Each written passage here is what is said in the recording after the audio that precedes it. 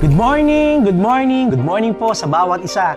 Happy Monday po! Masaya po akong makasama kayo ngayong umaga. Kamusta na po kayo? Halina't buksan muli natin ang isang linggo na punong-puno ng pag-asa, ligaya at saya kung si Jesus ay kasama. Pagbati po mula sa pangalan ng ating Panginoong Jesus. Ako po muli ang inyong lingkod, kaibigan, kamanggagawa, Pastor Edgar Quinsayas, na makakasama tuwing Lunes ng umaga. Ako po ang inyong devotional leader for today. Our topic for this morning is standing firm in the faith.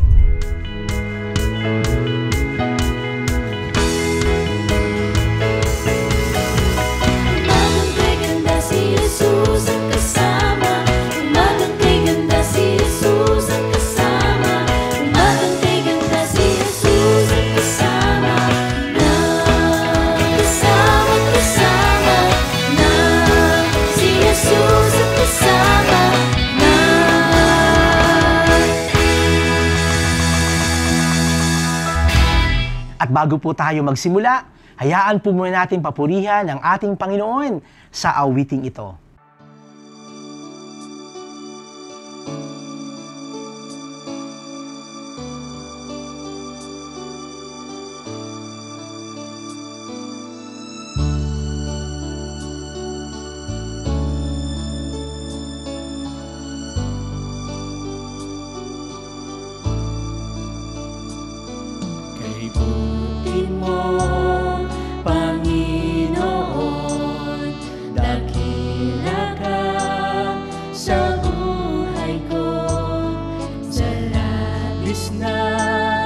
Pag-ibig mo ay naligtas ako.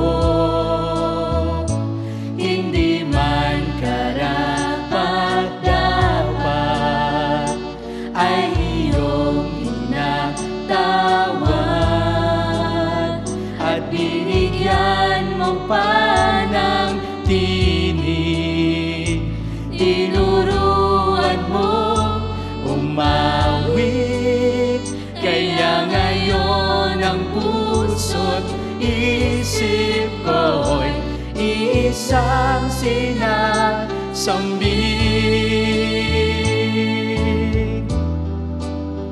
Ang pagpupurit pa sa salamat ay sa'yo lamang nararapat. Ang tunay na awit ng pagsambay sa'yo lamang iaalay. Ang pagpupurit pa sa salamat ay sa'yo lamang nararapat. Ang tunay na awit ng pagsambay sa'yo lamang iaalay, Jesus.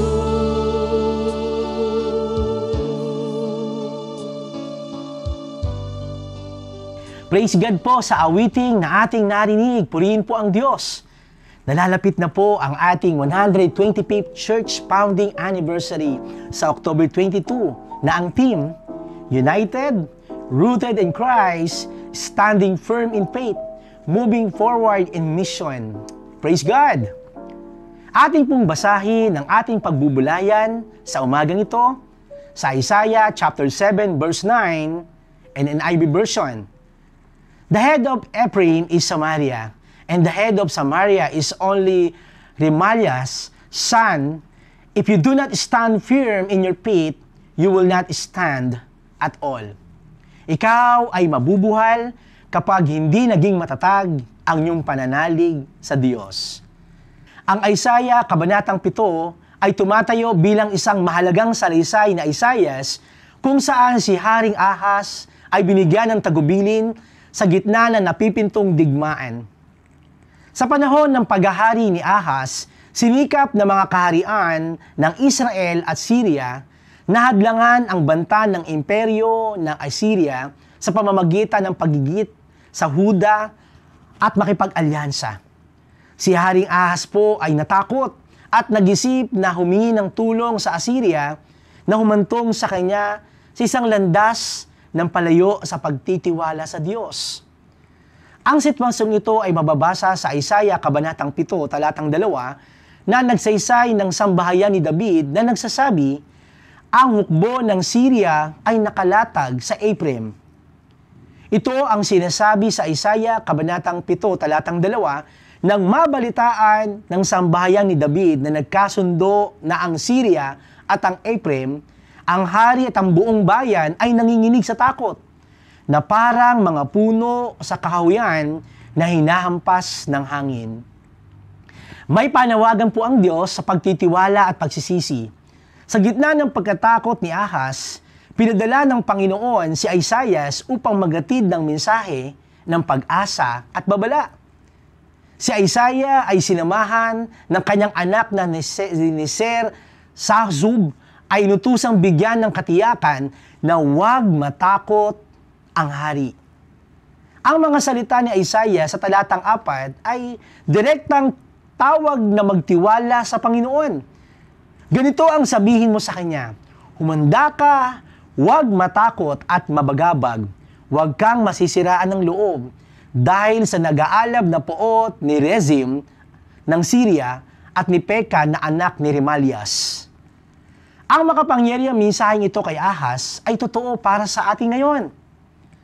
Anuman ang pagsubok o mga pagsubok na ating kinakarap, mga paghihirap na ating nakikita, tayo ay tinatawag na patuloy na magtiwala sa Panginoon at huwag manghina. Gayunpaman, ang mensahe ng Diyos ay hindi hadlang tungkol sa pagtitiwala. Nananawagan din siya ng pagsisisi. Sa talatang 9, sinabi ng Panginoon ang isang makapangyarihan at malinaw na kahihinatnan, kung hindi ka maniniwala, tiyak na hindi ka matatatag. Nais ng Panginoon na bumalik si Ahaz sa kanya na magtiwala ng buong buo, na iwasang humingi ng tulong sa mga Assyrian. Sa paggawa ito, sinikap ng Diyos na tulungan si Ahaz at Huda pabalik sa pagsunod at katapatan. Sa gitna ng takot at pag-aalilangan ni Ahaz, nangako ang Diyos ng isang tanda, isang pangako na higit pa sa kagyat ng geopolitical na alalahanin ng Huda.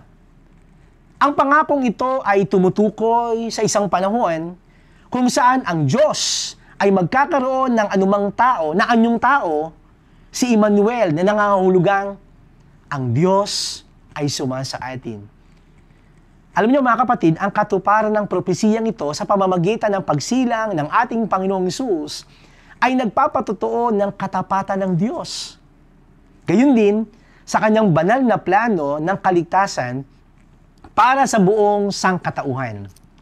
Habang patuloy nating inaaral ang salaysay ng Isaiah Kabanatang 7, mas mauunawaan po natin ang tungkol sa katangian ng Diyos na maaaring mapulot mula sa kanyang mga salita sa buong kabanatang ito. Una, kitang-kita ang matyaga at mahabaging katangian ng Panginoon. Sa kabila po ng pag-aalilangan ni Ahaz, sa pananampalataya at pagsasang-alang-alang sa mga alyansa na salungat sa kalooban ng Diyos, hinanap siya ng Panginoon sa pamamagitan ni Isaias upang bigyan siya ng katiyakan. Ito po ay umabot din sa atin, sa ating mga sandali ng takot at pagdududa sa ating panahon, sa patuloy na inaabot ng Diyos at binibigyan tayo ng kapayapaan at katiyakan. Pangalawa, ang omniscience o omnipotence ng Diyos ay ipinapakita sa pamamagitan ng kanyang kapangyarihan sa mga kaganapan sa kinakaharap. Ang kanyang propesiya ay tungkol sa pagsilang ng isang bata na pinangalan ng Emmanuel, na ang kanyang detalyadong paglalarawan kung ano ang mangyayari sa lupain ng Huda. Ito po'y makikita po natin sa Isaiah Kabanatang 7, talatang 16 hanggang 25, ay nagpapatibay sa katotohanan ng kanyang likas na nakakaalam sa lahat at makapangyarihan sa lahat. Sa wakas, mga kapatid, ang katuwiran ng katarungan ng Diyos ay makikita. Bagamat nagbibigay siya ng katiyakan, hindi siya nangihinayang ipahayag ang mga kahinatnan ng pagsuway, gaya ng nakasaad sa talatang 9. Kung hindi ka maniniwala, tiyak hindi ka matatatag. Ang ating pag-aaral, mga kapatid, ngayon ay nagpapaalala sa atin ng kahalagahan ng pananampalataya at pagtitiwala sa Diyos sa panahon ng pagsubok. Kung panahon ni Haring Ahas ay hinimok na huwag matakot sa mga banta mula sa Syria at Israel, dapat din tayo manalig sa gitna ng pananampalataya at pagtitiwala sa Diyos sa gitna ng mga hamon ng ating buhay. Ito po ay binibigyan diin sa versikulo 4 kung saan inuutusan ng Diyos si Ahas na manatiling kalmado at huwag matakot. Sa ating panahon, binibigyan tayo ng pananampalataya bilang mga mananampalataya. Binibigyan tayo ng paalala na huwag tayong matakot at patuloy na sumunod sa tagubilin ng Diyos. Ang tukso po kay Ahas na humingi ng tulong sa Asiryano sa halip na magtiwala sa proteksyon ng ating makapangyarihan Diyos ay nagsisilbing isang nakababahalang paalala para sa atin na umaasa sa patnubay ng Diyos. Lalo na mga kapatid kapag naharap tayo sa mga nakakatakot na mga sitwasyon. Malinaw na binabalaan tayo ng banal na kasulatan laban sa paglalagay ng ating pananampalataya sa tulong ng tao kaysa sa pamamagitan ng banal na tulong ng Diyos. Sa wakas, ang propesiyang Emmanuel ay nag-aalok sa atin ng mensahe na may pag-asa para sa lahat ng mananampalataya. Tinitiyak sa atin ng hulang ito na ang Diyos ay kasama natin at nagbibigay ng pag-asa, kaaliwan sa panahon ng mahihirap na sitwasyon. Sa pamamagitan ng ating Panginoong Jesucristo, nasaksihan natin ang katuparan ng propesiyang ito at nagpapatibay ng ating pananampalataya sa mga pangako ng Diyos at sa kanyang pangako at plano para sa kaligtasan. Sa ating pagninilay-linay sa ating konklusyon bilang pagtatapos ng Isaiah Kabanatang 7, ito po ay nagsisilbing isang malalim na spiritual na gabay at nag-aalok ng isang mahalagang aral tungkol sa pananampalataya, pagtitiwala, pagsisisi, at kawalang pangako ng Diyos sa atin. Habang tayo ay naglalakbay sa mundong ito o sa buhay na ito, mahalagang sundin natin ang mga aral na ito, mga kapatid. Maging matatag sa ating patuloy na pagtitiwala at pananampalataya sa Diyos, patuloy natin ikapit, itiwala ang ating buhay sa ating pang-araw-araw na paglakad kasama ang ating Panginoon. Ayon po sa Isaiah Kabanatang 40, talatang 8, ang damo ay nalalanta, ang bulaklak ay nalalanta, ngunit ang salita ng Diyos ay nananatili magpakailanman. Purihin po ang Diyos, mga kapatid, sa umagang ito. Again, our topic for this morning is standing firm in faith. Patuloy tayong lumalim, magpakatatag sa ating pananampalataya sa Diyos. Tayo po ay manalangin sa diwang ito. Aming Panginoon, maraming salamat po sa napakagandang umagang ito. Sa aming pagbubukas ng Lunes ng umagang ito, pinaalala mo sa amin na ituon namin ang aming mga mata sa iyo, patuloy kami magtiwala sa iyo, bagamat minsan maraming mga pagsubok at sitwasyon na aming mga kinakaharap. Subalit Lord, pinaalala mo sa amin na patuloy kaming lumalim, magtiwala sa iyong mga pangako. Salamat Lord sa paalala mo sa buhay ni Haring Ahas. Bagamat siya po ay hindi nagtiwala sa iyo, subalit Lord, naroon Panginoon ang pagpapaalala mo sa pamamagitan ng pagdadala mo ng sugo si Isaiah upang siya po ay mapaalalahanan na siya lamang po ay magtiwala sa iyo. Salamat Panginoon, pagpalain mo ang aking mga kapatid na ito. Sila po mga papasok sa kanilang mga trabaho, magpapasimula sa kanilang mga gawain o mga pagninegosyo o mga gawain pang eskwelahan, pang opisina. Hinihiling ko Lord ang patnubay, ang gabay ng banal mong Espiritu sa kanilang mga buhay. Purihin ka Lord. Ito po ang aming panalangin sa ngalan ni Jesus. Amen. Amen. Muli mga kapatid, maraming salamat po sa inyong pagsama sa ating pag-aaral sa umagang ito.